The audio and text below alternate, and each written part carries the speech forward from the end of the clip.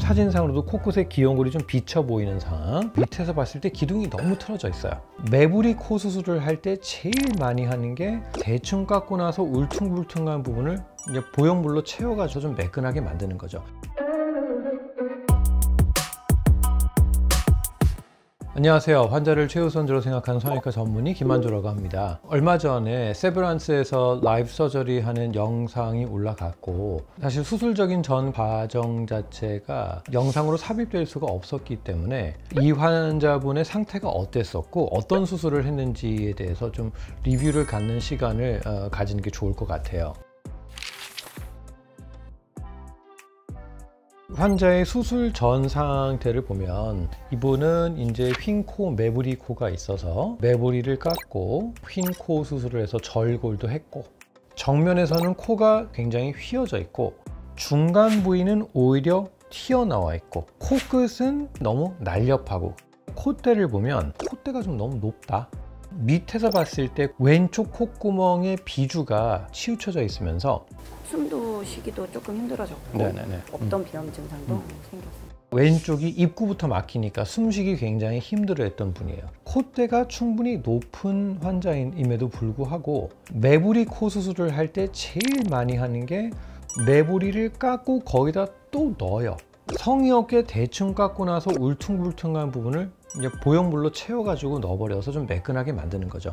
매끈해질 수는 있으나 높은 코를 더 높이 만드는 과정이 진행이 되기 때문에 별로 이렇게 모양적으로는 메리트가 없다. 콧대를 높이는 것보다는 라인을 좀 더 예쁘게 만드는 방법으로 하고 싶다. 네. 그래서 CT상으로도 보면 일단 콧대가 너무 높아져 있어서 저는 보형물을 아예 다 제거를 하기로 계획을 했고, 이거 하나 재미있는 사실이 있어요. 이 환자의 사진을 딱 봤을 때 수술하기 전에 비중격을 썼을 거냐 안 썼을 거냐 내기를 했어요.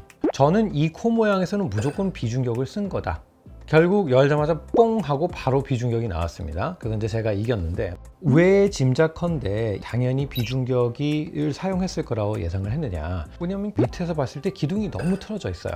그렇게 의도해서 수술한 게 아니지만 안쪽 비중격이 밀리면서 그렇게 치우쳐져 있다는 것이고, 비중격 자체가 약해져 있기 때문에 비중격을 재건을 하는 수술이 진행이 됐어야 하고, 그렇게 수술이 진행이 됐죠. 그 다음에 팁 자체가 너무 샵한 부분이 아마 귀염골을 좀 얇게 뗀 것 같은 느낌이 들어서, 지금 사진상으로도 코끝에 귀염골이 좀 비쳐 보이는 상황. 피부가 얇아지면 어떤 연골을 넣어도 비칠 수가 있기 때문에 코끝 얇아진 부위에 대해서는 엉덩이에서 진피를 좀 떼서 좀 보강을 할 예정입니다. 코끝을 좀 보강하는 과정으로 수술했습니다.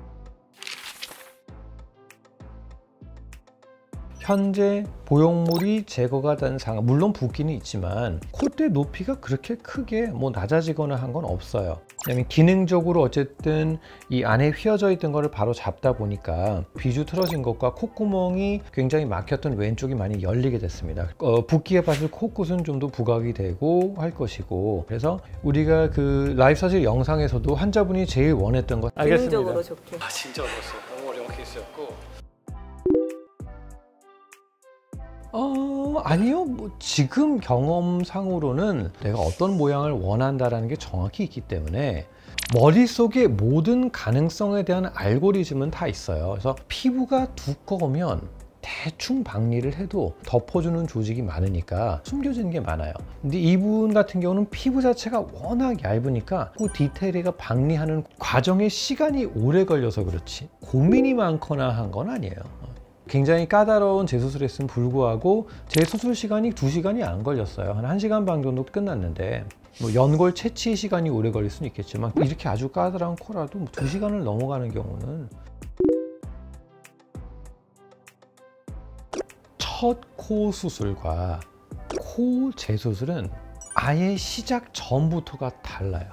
똑같은 코 수술이라고 생각을 하지만 너무너무 다릅니다. 첫 코 수술은 어느 정도 맞춰진 지형에 새로운 건물을 세우는 건 거고, 리모델링이 사실 굉장히 더 까다롭거든요. 근데 여기서 제일 큰 문제는 뭐냐면, 대개 리모델링을 할 때는 도면이 있고 예전에 건축이 어떻게 됐는지를 알고 들어가서 하게 되는 수치도 다 정해져 있고, 재수술 같은 경우에 나는 어디서 썼어요라고 하지만 실제로 병원에서 수술 기록지를 가져오면 정말 디테일하게 안 돼 있으니까, 그러니까 아예 다 뜯어가지고 고치고 하면서 리모델링을 해야 되는, 그게 가장 까다롭고 어려운 것 같아요.